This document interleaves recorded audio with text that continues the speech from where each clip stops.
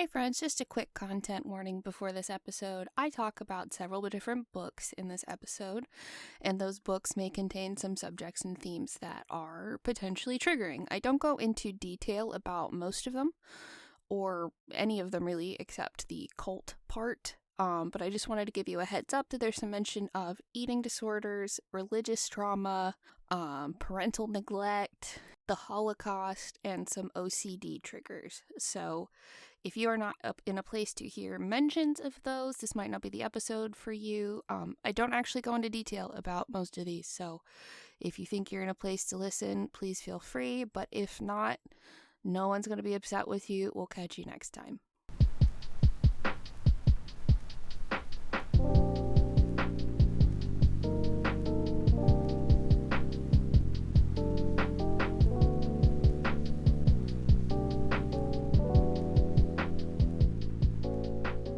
Hi, welcome to Infodumpies. My name's Brianne. I'm autistic, I have AuDHD, my pronouns are she, her, and do we decimal system? We don't.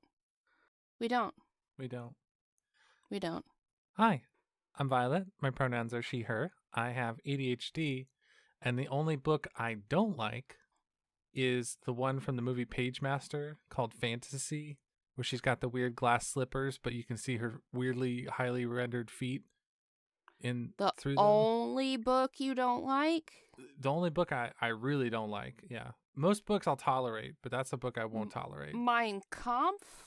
Okay, well, that's another one. That's just off the top of my head. That's two. That makes two. Okay. So okay, that book is bad. Yeah. But, like, I don't think it's the only one. You got me there.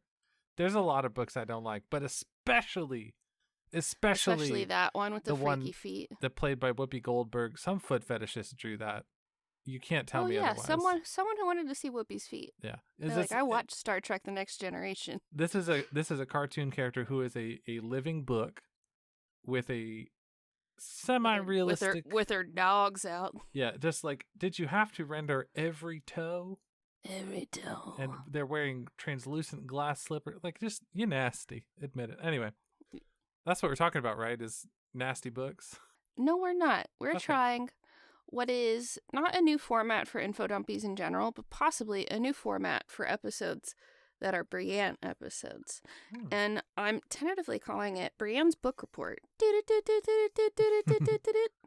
I want to... Oh, wait, no. That's a different thing. Yeah, no. Well, no, that was Haunted Dog Oh, Watch. yeah, that's right. Right. Yeah, you got me.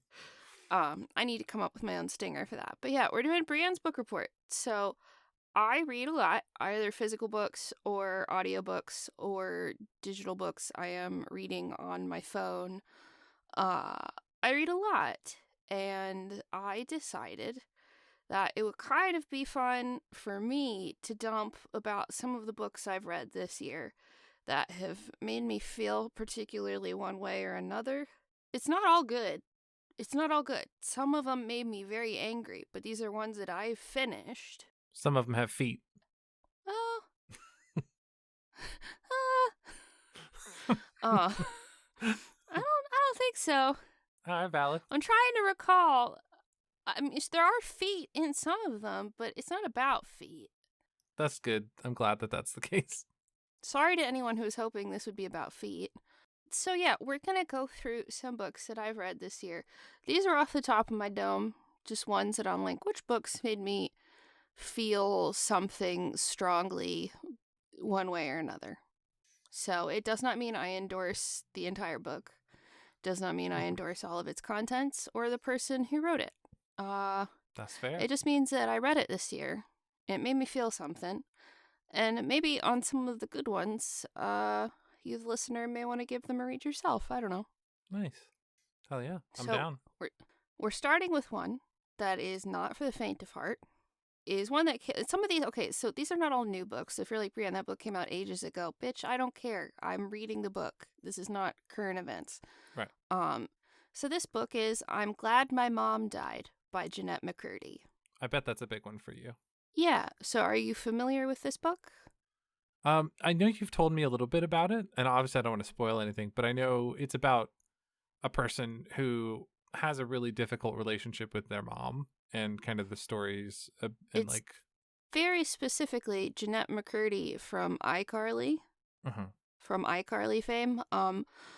I was a little too old when iCarly came out. I was not the target audience at that time. I was a little older, so I have no connection to her as Sam. It's Sam. Sam from iCarly.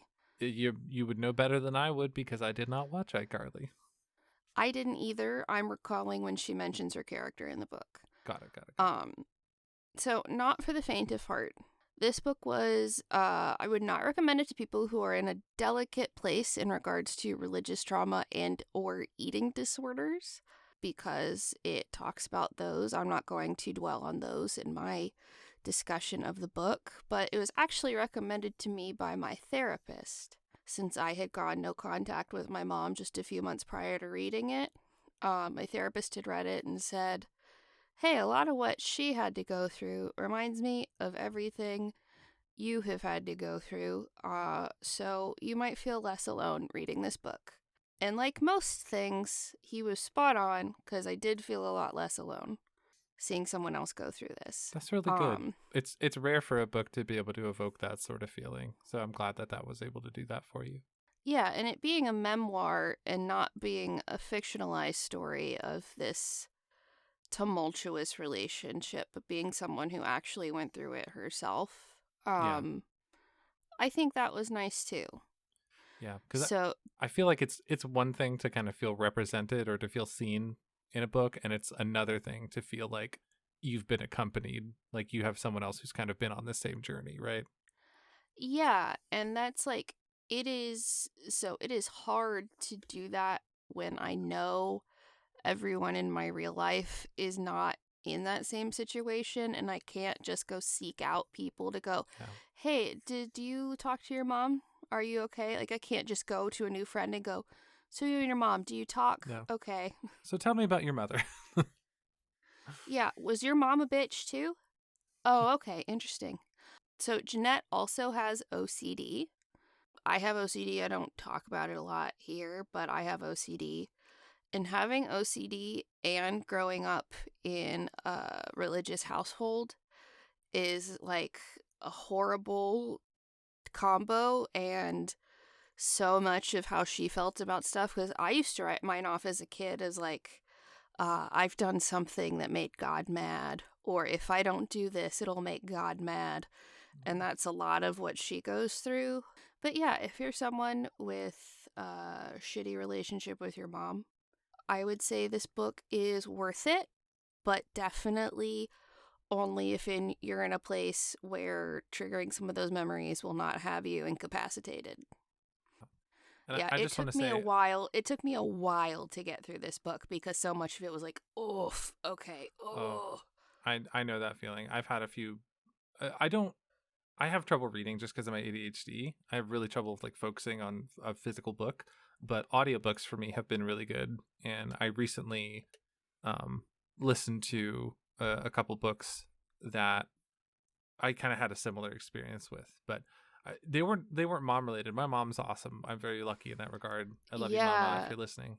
Yeah, Violet has like parents that care about her and love her unconditionally, which James and I are always like, whoa, I thought that was fake, but no. I'm very fortunate. I got a great mama and a great dad, and I love them very much. Shout out to Mike and Sandy. Hell yeah. Hell yeah, Mike and Sandy. Thanks for making my girlfriend. They did great. They did a great job. Yeah. So the next book is actually one that I reread, but I had not read this since embarking on today's lucky winner, and it definitely hit different now that I have a really consistent creative practice and I'm really consistently writing and creating things. That's very often hard to find a rhythm for that when you're AuDHD. It feels like either hyperfocus or nothing, and I found a really good balance. Yeah. And I reread this book, and when you hear who it's by, you'll know the obvious reason that I reread it. It's Catching the Big Fish by David Lynch. Wow. It's David Lynch. And his passing this year made me very sad because, hey, I don't want to diagnose anyone, but if you're autistic and like David Lynch, you understand that you like the man because he was also autistic as hell. Like, I don't want to diagnose anyone, but he ate the same thing every single day because he said it helped him have fewer choices to make and left more room for his creativity. He went to the Bob's Big Boy to go get a coffee and a milkshake and smoke a cigarette at the same time, on the same day every week. Yeah, so I had read this a while ago. I had forgotten a lot, and it all hit me much differently as someone with a regular creative practice who, when you have an idea that you actually write and are actively like creating and working on and finish, there is this fear that it's like, what if this was my only one good idea? What if this is all I had in me?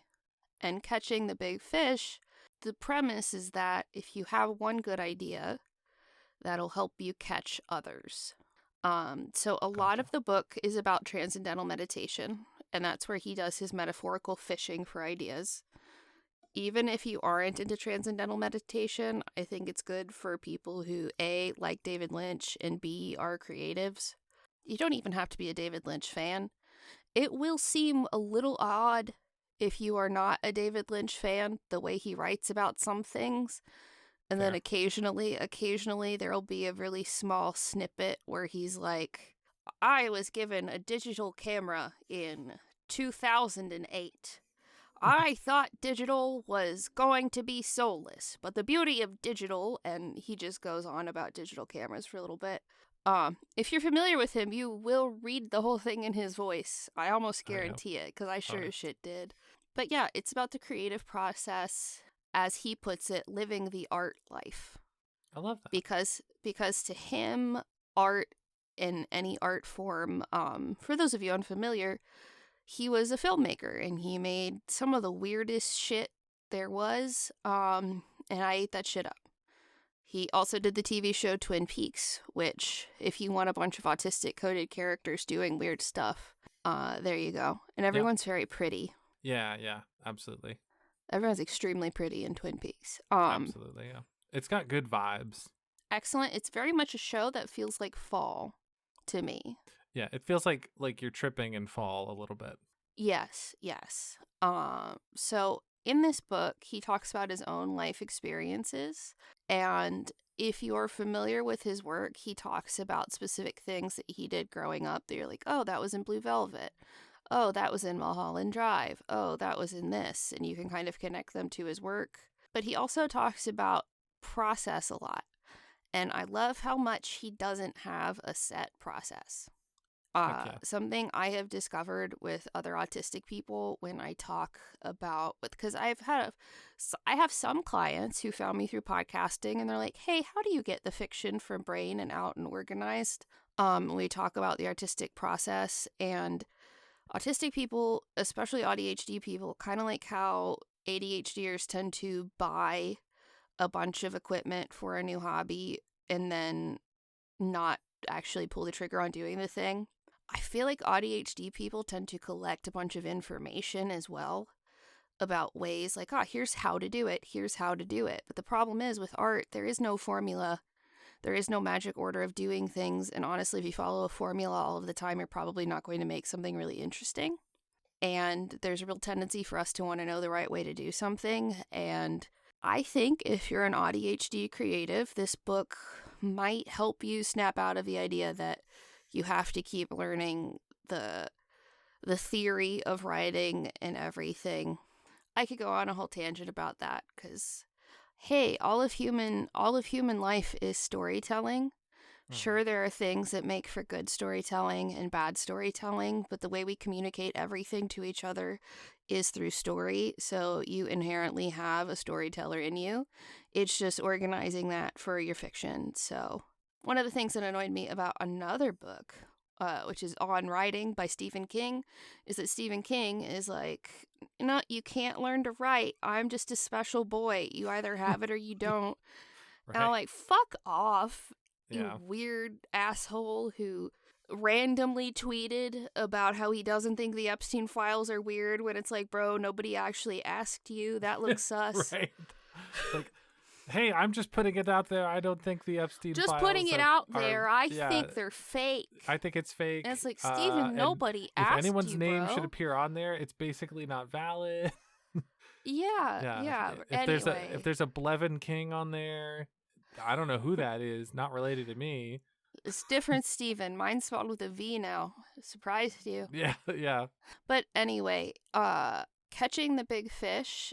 Also, if you don't have the spoons to read the book, someone also uploaded all of David Lynch's masterclass onto YouTube. Oh. I think it's still up there, and it is essentially a breakdown of this book. Nice. But with more visuals, more stuff to keep you interested. It's just lovely hearing it from him. He has a way of talking about things. But yes, if you're a creative, highly recommend it, especially if you love David Lynch.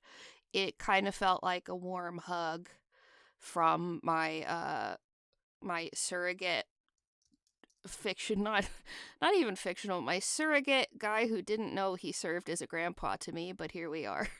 Yeah, definitely. So the next book is one that made me angry. And it didn't have feet? Okay, well, the people in the book, I'm assuming, had feet. She didn't go into that detail. Maybe I shouldn't assume. That's fair. I just kind of assume feet unless told otherwise. Gotcha. No, that's totally valid. I meant like physically, did the book have feet on it? Oh, on it? Yeah, because the book in Page Master that I hate. Oh, no, this book didn't have feet on it. Oh, okay, got it. Cool. Just checking. Got it. So I don't. In that case, I don't understand why you wouldn't like it. Well, this book was, and you'd think I would like it, given what a slut for vampires I am.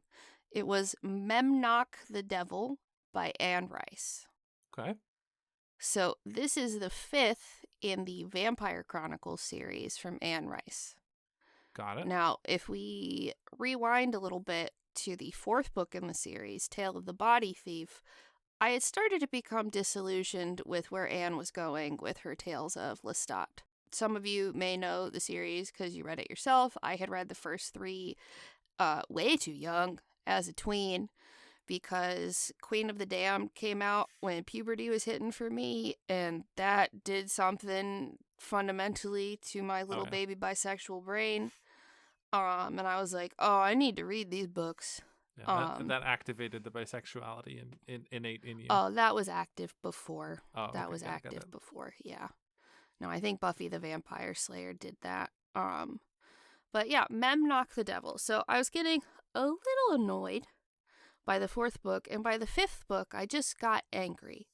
Because have you ever started a story and you said, ooh, they're going to do this, and they don't do that, but the thing that you assumed they were going to do is much more interesting than the direction the story went? Sure, yeah. Yeah.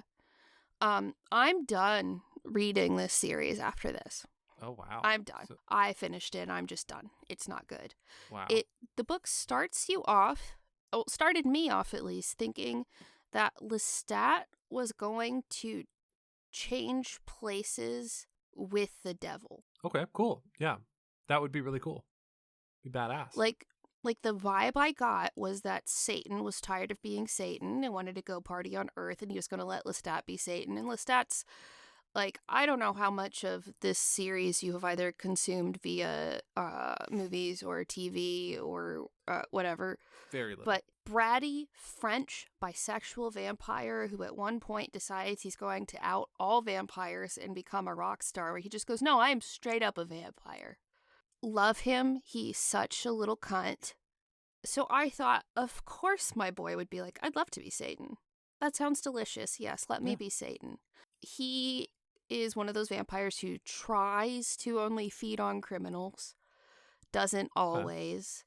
But yeah, so it took, I'm not going to spoil everything, but it took a left turn into something completely different and far less interesting than where I assumed it was going. I think I remember you telling me a little bit about this or complaining to me about this. I was livid. Because I was like, Anne Rice, I should not have come up with a more interesting story than what you've presented to me here. But the last book, he gets his body swapped with a human. Mm-hmm. So the last book I was like, am I really reading this? Lestat's complaining about how much he hates shitting. I mean, fair. Honestly, I'm not a fan. Yeah. So he hates shitting and he gets like the flu or something and is like, kill me and my suffering. Yeah. So the last book was not good, but this one, so Lestat goes to heaven. He pops up to heaven. He Why? takes a cheeky pop up to heaven like you do, Huh? and just sees heaven. He becomes obsessed with a young woman who is a televangelist and lives in an abandoned abbey in I believe it is New Orleans. I forget. Hmm. He becomes obsessed with her. She reciprocates kind of this obsession, fully knowing that Lestat murdered her dad. Huh? How? You killed my dad, but my No. dad wasn't a good man, and you can't help what you are. And like, I I My don't name give is a Tracy shit. Televangelist. You killed my father. Prepare to fuck. Yeah, like it's just so weird. What? And like he has a tendency to get obsessed with individual humans. This girl Sure. is like, nothing bad will come of this, I'm sure. So he's usually like delightful to me. He's Sure. usually bratty. One of my favorite things is I could tell Anne Rice loves interior decorating because this bitch will always be like, I looked at the damask curtains, this velvet damask curtains all over the walls, the chenille throws across the velour couch, and he's always talking about fabrics and shit and how lush things are. This to me lost Wow. all of my beautiful bisexual boy time. So yeah, in the last book, he turns a human that he cares about very deeply without this human's consent. Oh no. Yeah. So I think the diversion from the somewhat honorable bad boy that I loved in the first 3 books is ultimately what has driven me away. Mm-hmm. And I will not be reading any more of this series. It made me incredibly angry. It's one of those books that I wish I hadn't finished. I haven't had that specific experience more than one time, and the only time I've ever had that was with Ready Player One, because I was like, don't tell me anything. I don't want to read any reviews. I want to see if this is good. People are talking about it. I'm curious. I listened to it on audiobook, and I got 2 chapters in, and I was like, this is garbage.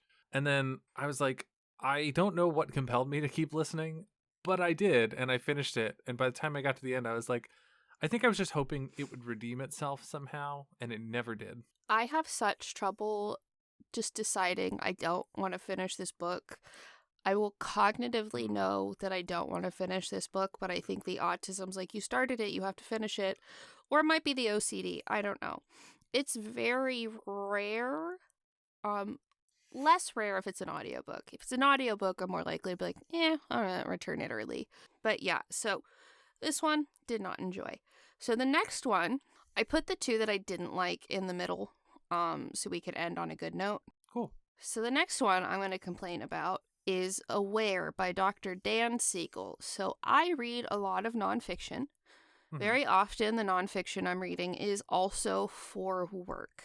For my coaching, I'm trying to read anything I can about autism that seems valuable, anything about ADHD, anything I can about things like nervous system regulation, meditation, routines, habits, all of these kinds of things that could potentially give me tools to help my clients, because part of why they're coming to me is very likely that they're burnt out, and if I can help them sift through the stuff that's useful or not, that's part of my job. So I read a lot of books about human brains and taking care of yourself and routine and human behavior. So Aware by Dan Siegel is a book that on the surface looks like it is about a certain type of meditation technique, a meditation technique called the Wheel of Awareness. Now, I think the meditation technique is cool and valuable. The things he claims this meditation technique can and should do, and what every human needs to be a well-rounded human, or deeply ableist. Ooh, that's not good. Yeah. It's really frustrating when someone's like, hey, here's some good advice, and you should do this good advice because of these abhorrent reasons. Like, come And, on. like, I get that these people have to sell you on the thing that they're telling you is helpful. Right. I get that, but a lot of it was deeply ableist. So the thing that made me interested in the Wheel of Awareness is that so much Western meditation is focused on your attention inward on yourself completely. And this part of it is meditating on your connection to those around you, which is very often missing from Western mindfulness meditation practices because most Western mindfulness meditation is taken from Buddhism, really, stripped it of all religious connotation and made it highly individualistic. That's a good point. Yeah, so like one of the meditation I like to do is called Tonglen meditation, and that is like inner kindness to others sort of meditation practice where you breathe in all of the bad stuff and breathe out like love and kindness for others. Because the world is on fire right now. It's very easy for me to hate every single person I meet. Yeah, I relate to that very much. I felt like there was a good 6 months or so last year where I was like, I'm a nihilist. Like, I will freely admit I'm a nihilist. I hate everyone. Everyone sucks. So yeah, so I thought this was interesting because there's also the Wheel of Awareness includes focusing on all of the senses, including interoception. It looks at your senses of what's around you. It looks at your sense of self and your sense of connection to those in your community. Well, he claims it helps with chronic pain and that he gives a testimonial of someone who helped their chronic pain and implies that pain is in the mind. And one thing I will point out, Dr. Dan Siegel has an MD, a medical doctor. You know, honestly, it's gotten to the point now where if I see a testimonial, I'm instantly suspicious. And that's one of the things with books about, that's one of the things I hate about so many of these books about different modalities of caring for yourself and stuff, is that they're rife with testimonials because they feel like they have to prove to you that it worked for somebody. Yeah. Which to me, I also, when I see a testimonial, that's one of my red flags for if a product is snake oil. Yep, absolutely. Is if it's a lot of testimonials. Suspicious. Yeah, because I feel like there's a fine line between a testimonial and a review. And the difference is objective and subjective, right? A review is supposed to be, you know, you're not biased in any way. You're just saying, here's how I feel about this thing. A testimonial is inherently biased because it is a group of people leaving testimonials that are, or maybe not objective versus subjective. Maybe that's not the right term. It's not an objective versus subjective thing. But with the testimonials, they're also, names have been changed and he is telling you about these people. And to me, that's like, okay, they may or may not be real. How am I fucking going to know? Exactly. Yeah. So one, he claims it helps with health issues. That if you integrate your mind, so many of your health issues will go away. So I already can tell because my guy is an MD that he is one of those doctors who's like, have you considered losing weight? Have you considered meditation? Have you considered yoga? Have you considered that everything that's wrong with you is your fault, actually? Probably that's like, the vibe. Almost like a Scientologist, where everything that happens to you is somehow your fault. You pull it in, as they say. Yeah. Some of that nonsense. So I was really stuck because the actual meditation practice and describing it was helpful, but he also claims, so this is something, I am a low empathy autistic person. It is so controversial to talk to. I lose at least 20 followers every time I post about being low empathy. People conflate empathy with giving a shit about other people, when in fact empathy is just your ability to feel and understand another person's feelings. Sure. So if Violet's sad, I hate that she's sad, but I don't suddenly start feeling my own sadness. Does it mean I don't give a shit about Violet? Absolutely not. I love her. And I have the experience of being sad in the past, and I say, oh, that suck. Don't want girlfriend to feel feeling that suck. Let me do something to help her. Yeah. So he claims that empathy is necessary for humans to show compassion. No. And if we're defining things, compassion is the ability to see suffering in another person and to find a way to reduce that suffering. Dogs do that. Like, I don't understand how that could be a human-only trait. Well, not just that it's human only, but so many people say, no, empathy is what makes us human, and it absolutely is not. That's to what me, I meant. Like, when people say, yeah. To me, having to feel what someone else is feeling or understand that feeling in order to show them compassion is just a fucking skill issue. It's honestly kind of strange because, like, I'm autistic, so oftentimes if I'm around like a friend that I care about a lot and they're crying, it'll be very easy for me to start crying too and to feel a lot of the same, like almost mirroring their feelings. But I completely recognize I don't need that to happen for me to be compassionate to that person. Right. I don't need to feel that myself. Right. It's almost silly, it sounds to me. Yeah, so he claims that part of what this does is cultivate empathy. So if you're a low empathy autistic person, you're not broken, you're not Jeffrey Dahmer. You probably use something called cognitive empathy, which is actually going through a cognitive process to try to put yourself in the other person's shoes to understand what they're feeling. And even when I do that, because that's something I've had to work on in order to try to understand how to show other people compassion in a way that they need, it still doesn't evoke that feeling in me. I basically use the Stanislavski method of acting to interact with other humans, and that involves going back to a time in your life when you felt similarly to a character, as close as you can think of, and pulling up those emotions and how you felt. I never actually feel that way myself. I just recall, oh, that was that feeling. And the fact that he's an MD, I am begging people to, when someone has doctor in front of their name, does not mean they're an expert in everything they're talking about. I say that as the child of 2 doctors who didn't know what the fuck they were talking about most things. So. That's very valid, yeah. Yeah. You know, there's a phrase that comes to mind, and I don't remember if I made it up or if I heard it somewhere, but even a bad mechanic can have good, high-quality tools, you know? So with this meditation practice, I don't think he invented it, right? I think he's just... It's probably one of those things that he stole from some other Eastern practice that I don't know the name of and rebranded and slightly changed. Yeah. But yeah, I hated this book.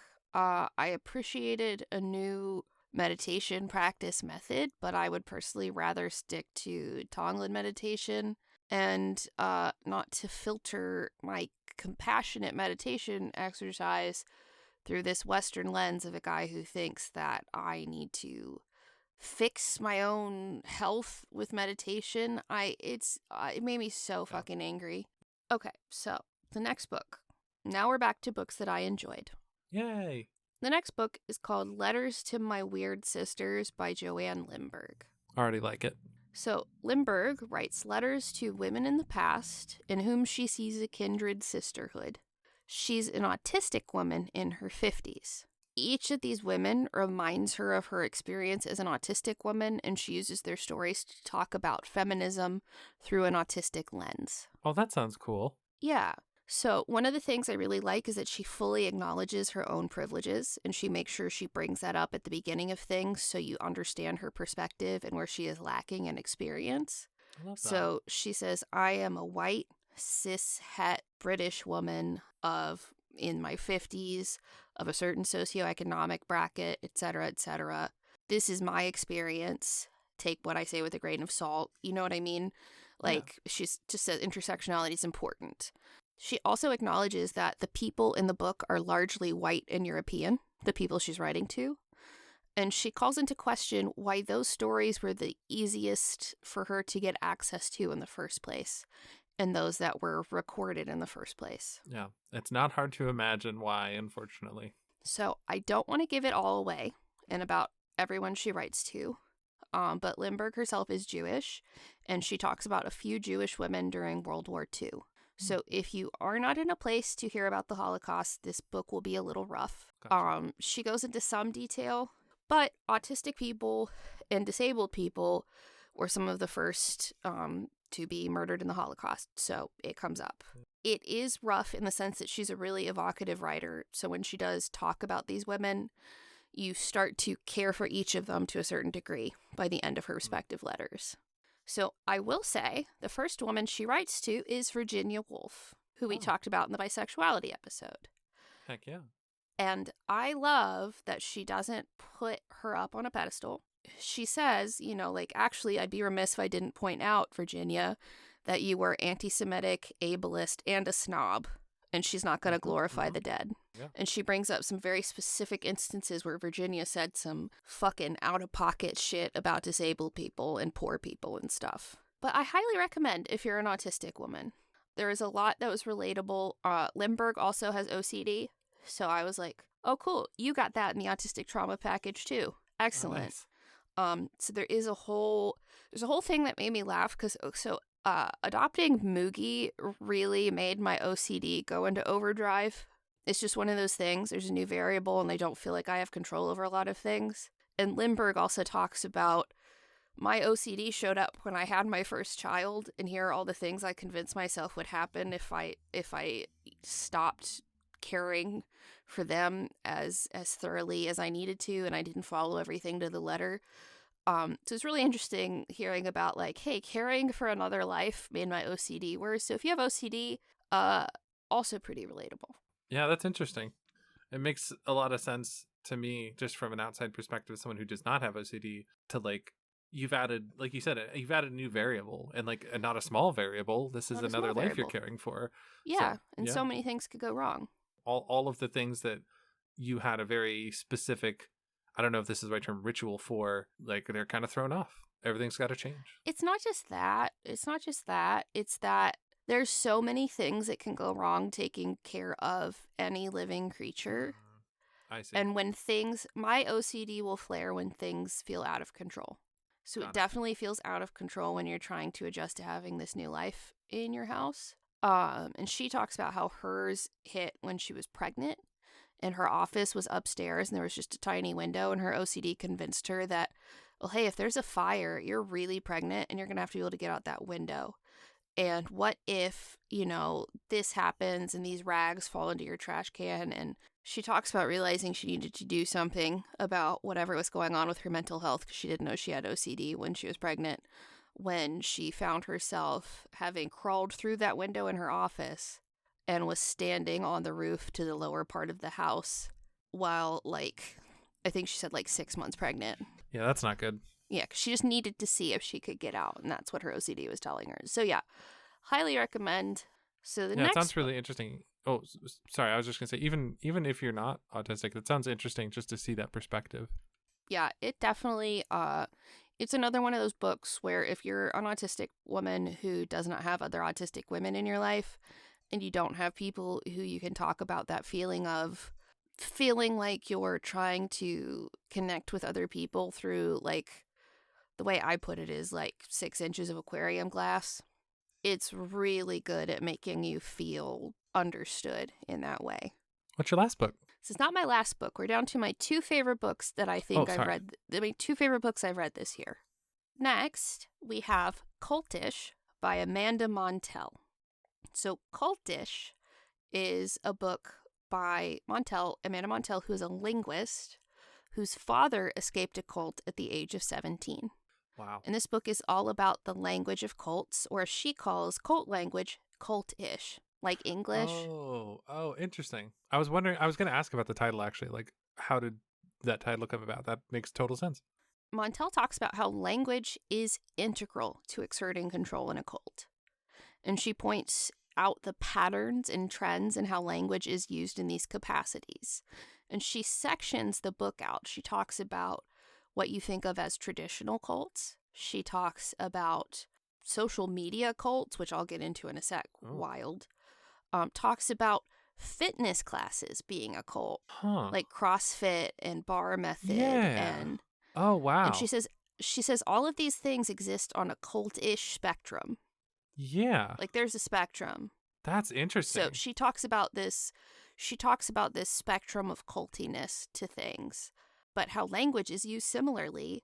Either, and the thing that got me was she initially talks about the 3HO cult, which is the one we talked about in my first episode of Infodumpies I did, who make the yogi tea.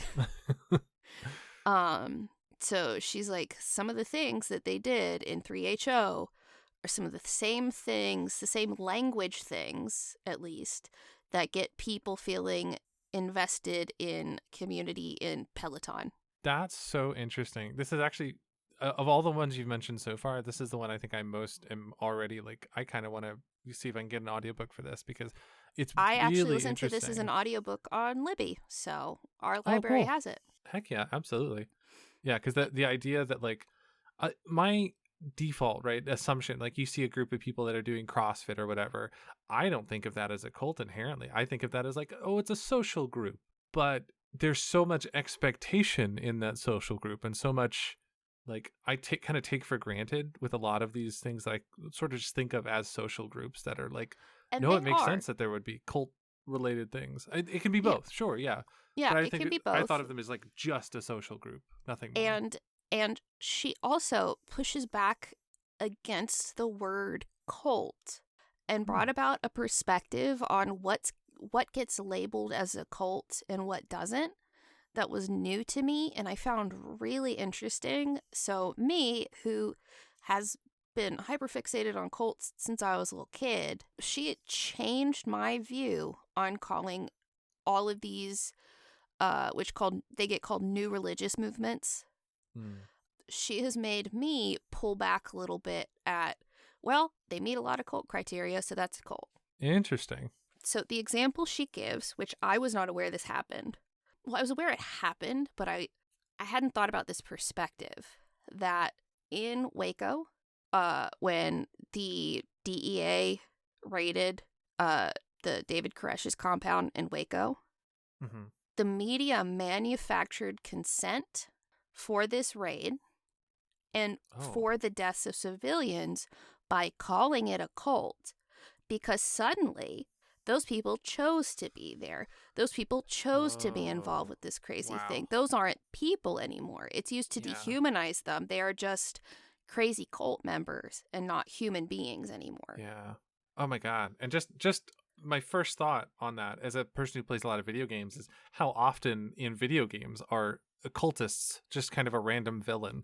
Someone being they're like, oh, it's assumed that they're evil if they're a cultist, and also it's assumed that you're gonna have to kill them to, and that they're choosing to do all of this evil stuff. And wow, yeah, and there's so much stigma there. And like David Koresh definitely was abusing these people, but they themselves were not a risk. So she talks about how labeling something as a cult is very serious.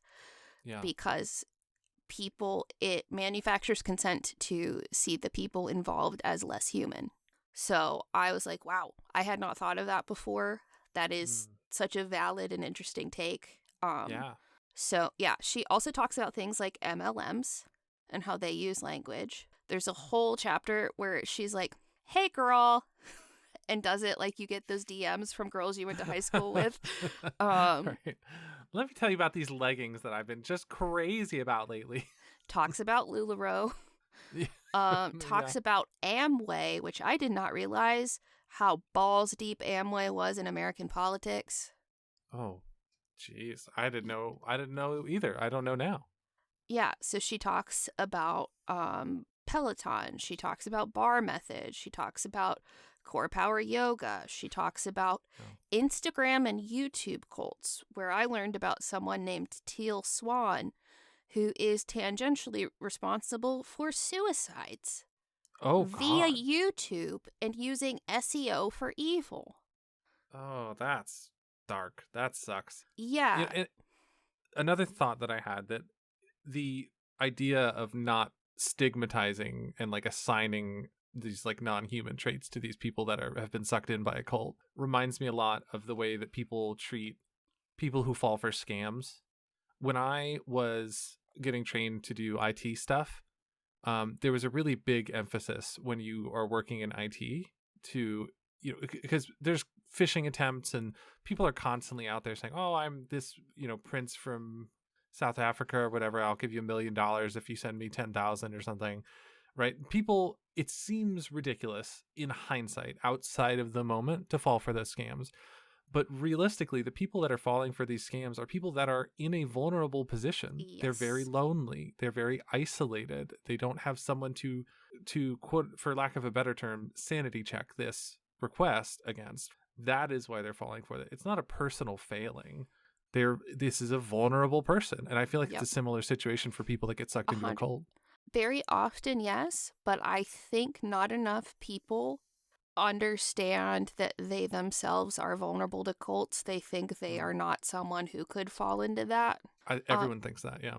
So one of the things I thought was cool was her talking about how Jim Jones and Donald Trump use a lot of the same language techniques to foster their audience. Yeah, that doesn't surprise me in the slightest. Yeah. She also talks in the vein of how we dehumanize people who are in cults.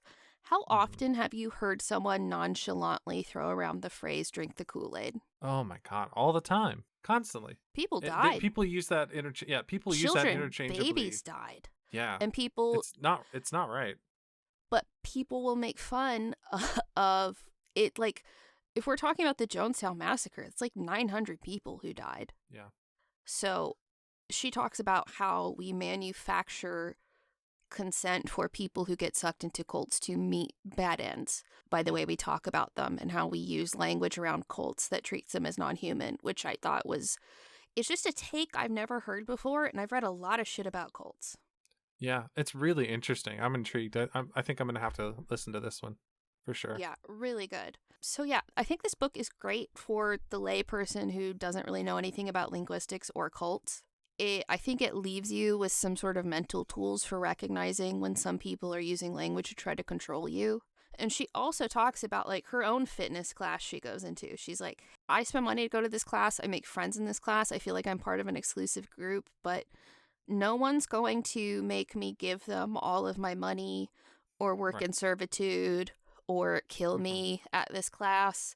So sure, there might be some cult-ish properties to Peloton, but it's not the end of the world, and people seek this community this hard for a reason and overlook these red flags so much for a reason.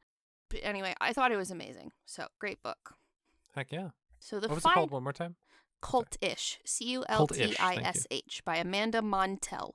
So the final one, if you're one of my clients listening, I've probably recommended this book to you because it was so good, but it's called Autistic Thinking: How Autistic People Think, Learn, and Remember by Dr. Alondra Rogers. I read so much about autism that I reach, with most things I start reading, what I have referred to as the research Ouroboros, where I start reading it and say, I already know that, duh, I already know that. Like, I've reached the other end of it. Not with this book at all. This, to me, was the most useful, easily accessible book about autism I've read all year. She, too, acknowledges her own privilege, letting the reader know that while she makes an earnest effort to be intersectional, the reality is that she's writing these things from a place of privilege. So she will fall short just given her lived experience, but she's doing her best. She also acknowledges the intersection of ADHD and autism. And I usually have to take books about just autism with a grain of salt because they don't usually account for the possibility of also having ADHD. Right. She's quite nuanced, which is unfortunately difficult in the autism community to find nuanced takes on things. They want to show you what one part of the spectrum looks like, and they don't talk about the other ones a lot of the time.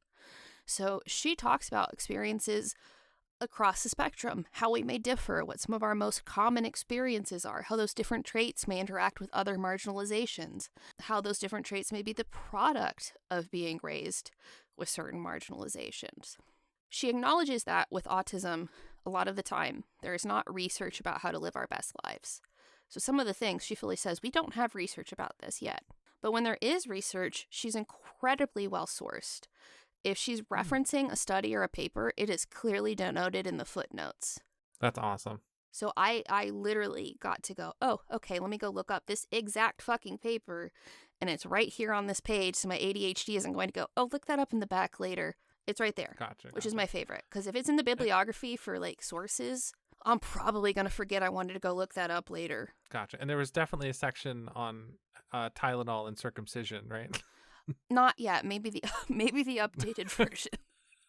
Gotcha. So the thing I also really enjoyed is that it's written both for autistic people and those who interact and work with autistic people. Each chapter ends with actionable takeaways, actual things you can do if you yourself are the autistic person or someone who just cares about an autistic person in some capacity. I do that. You do that. So I have recommended this to clients before to say, hello, have your spouse read this. Oh, I'll have to check that one out too. So there's also a section on Gestalt language processing and Gestalt processing that I thought was amazing. So I don't know how much you know about Gestalt processing. I have talked to you about it before at one point, but I forget. In this moment, I'm drawing a blank. Autistic kids tend to acquire language a little differently than non-autistic kids. Non-autistic kids will pick up individual words and individual meaning, and that's how they're learning language. Autistic kids will pick up chunks and phrases that they attribute to the meaning in the moment very often, so they will reuse those in moments that don't seem accurate. So let's say your kid's friend Daniel was coming over to play one time, and you tell your kid, Daniel's coming over to play. You might hear your kid a couple weeks later say, Daniel's coming over to play. Doesn't mean that he thinks Daniel's coming over to play. It probably means he wants that to happen again. And the meaning he ascribes to that is my day I spent with Daniel. So, like, for me, if it had to do with the phone as a little kid, I'd say, who is it? Oh, yeah. I remember you telling me about that. That's where we last talked about this, I think. Was you saying, anything to do with the phone. Effectively, the phone is a who is it? Yeah. So, apart from mama, my first word was who is it? That's awesome. You might be I saying, don't actually know what my first word was. You might be saying, well, Brianne, that's 3 words. How do you know it's 3 words other than your ability to read it and understand that they're individual? When you're a baby, you hear all of that. Baby brain didn't know. So there is quite a bit about Gestalt processing with language learning, but not a lot about how those Gestalt processors process things as adults. Yeah. Because the way you process things isn't going to really change that drastic. Yeah, exactly. So there's not a lot about, hey, what does that look like for accommodating for yourself as an autistic adult? And this book actually talks about that, which I thought was amazing. I have searched high and low for content about that. That's really cool. I love to see a book that hits all the right notes and like covers all the important topics that other people are not covering. It's a little book. It's small. Really? You could read it in, I think it took me like an hour and a half. Oh, wow.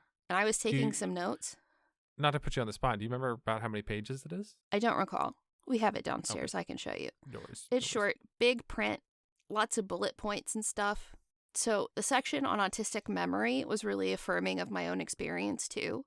So there are things I remember so vividly. I can like smell the memory. And then there are some things that I completely forget happened, and you would think I wouldn't, but my brain just didn't file that away as important. So talking about autistic memory differences, personally, I think all autistic people should give this book a read to understand yourself better. And a really common thing clients come to me with is wanting to understand what are reasonable expectations for yourself. What are the limitations of your disability, and what are the things you should really be putting an effort to getting better at? Because especially I'm dealing with mostly late diagnosed people who have been white knuckling their way through things and saying, oh, yeah, I should be able to do that, and have no sort of frame of reference for how their brain works and what is a reasonable expectation for them. I think this book is like a really good tool in learning what those look like for yourself. Like, she goes so far as to talk about how the different parts of the autistic brain have been shown to deviate from holistic brains on a functional MRI. And she goes part by part, talking about some autistic amygdalas do this, some autistic amygdalas do that, but here are the trends they noticed in the amygdalas of autistic people, onto the hypothalamus, onto the brainstem, onto this, and like makes that really digestible. So her presenting you with scientific data on why your brain is literally built different can be really helpful. I think also sometimes because it's your nervous system that's different with autism, it can be one of those disabilities where it's like, yeah, I could totally do that, because it's not something it's not something you're like interfacing in. Like when my endometriosis is bad, I clearly cannot go for a run, right? Right. But when it is in my brain and in the rest of my nervous system, it's kind of hard to know what my limitations should be. So anyway, Autistic Thinking. Good book. So yeah, that's Brianne's book report for now. Wow. Thank you. Those were all really interesting in either good or a bad way. It was really cool. Thank you. So I might do another one of these because I do read a lot, either audiobook or otherwise. And it might be a fun format because I always want to dump about the books I'm reading. Yeah, we'll have to workshop the stinger sound that when we do this segment. Yeah. Would you say it's a podcast within a podcast? Not really. It's kind of like a... Is this my Munch Squad? I mean, maybe. Maybe it's a podcast within a podcast wrapped in an enigma. Yeah, we'll work on it. I need sort of verbal stinger, like a wow, wow, wow, wow, or something. Yeah. We'll workshop it. Well,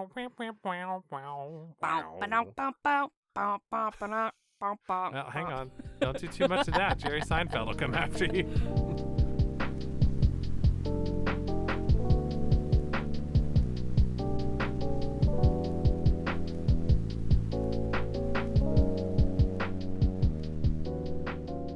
Hey friends, before I get to thanking our Patreon supporters, I would like to make you aware of a mutual aid opportunity. If you visit the show details, you can find a link to the Chuffed campaign and Instagram page for Funds for Wadee. Wadee is a young Palestinian man living in a tent with his 7 family members, and currently their goal is to get them a new tent. Since aid has also been blocked in Gaza again, one of the goals is to get them enough money to afford the very, very, very expensive food that they can have access to, because the aid distribution sites are deadly, and Wadee has been injured at one. So if you would like to support this young man and his family and getting them a new tent and getting them food, you can go to our show details to find a link to both his Chuffed campaign and the Funds for Wadee Instagram page, which runs regular raffles to earn money for Wadee and his family. And now I'd like to thank our Patreon supporters like Anarchista, Bethany Glass, Carl Brooks, Chamberlain Foreman, Fintago, Dave Perrell, Gus, Helen Clifford, Janice Weston, Kay Genius, Kate Mishigoose, Laura Kramer, Lilith Rain, Lucy, Megan E., Natasha Neves, Nunya B., Percy, Rachel Rachelson, Randing Lovings, and Sewing Seraph. Now, you know the usual. The best way you can help us is to tell other people about the show. We don't take advertisements, so unlike some podcasts that are taking advertisements, who are getting ICE ads on Spotify, that is not going to be an issue for us because we don't take ads in the first place. And if you would like to reward us for that, you could tell other people about the show because we don't pay for advertisements either, and we grow entirely by word of mouth. So if you want to help us out, please tell a friend about the show. In addition, you can also subscribe on your podcatcher of choice, and if you interact with episodes and leave ratings and reviews, that really helps us out too. The more action and activity we get on our respective pages on the different podcatchers, the more we get active in the algorithms, and it helps other people find the show more organically. If you're in a place to help us out fiscally, you can go to the show details to find a link to the Misnomer Patreon page. There we have tiers starting at $1 with varying rewards, and those rewards include everything Misnomer does now and will be doing in the future to some degree. So if you want to help us out, that money goes towards paying the cast and crew for all of the stuff they do. It goes towards updating people's equipment. It goes to making shows better and letting everyone involved be able to devote more time to making these shows. So if you want to help us out and you appreciate the media that we make, you can go help us out on the Patreon page. Also, if you are someone who was a listener of Today's Lucky Winner, and hell, even if you're not, and you know we happen to make an audio drama and you've only listened to Infodumpies thus far, we have a new show coming out on November 1st called Murphy Bay Magic. Murphy Bay Magic is the spin-off to Today's Lucky Winner, but it also acts as a starting point for those of you who maybe wanted to check out our audio drama that we make but don't want to go through about 100 episodes of Today's Lucky Winner, which is a tall order. This offers you a starting point into that universe and is also a place where you can tell friends who maybe you tried to get into Today's Lucky Winner and it was a little daunting. That's a place for you to have them hop on board. I don't have a name for it yet. The Readaverse, maybe? I don't know. I'll workshop it. Let me know in the Discord server, everybody. But yeah, so how a show does in the first, few episodes of its life can really help the trajectory. And we have a preview of Murphy Bay Magic up on podcatchers. So if you want to go subscribe to Murphy Bay Magic, listen to the preview, leave a review and rating of the preview if you'd like, really help us get some traction early on. That would help us out a ton. So if you could go do that, that would be incredible. But that's all I've got for you this time, my friends. Until next time, clever sign off.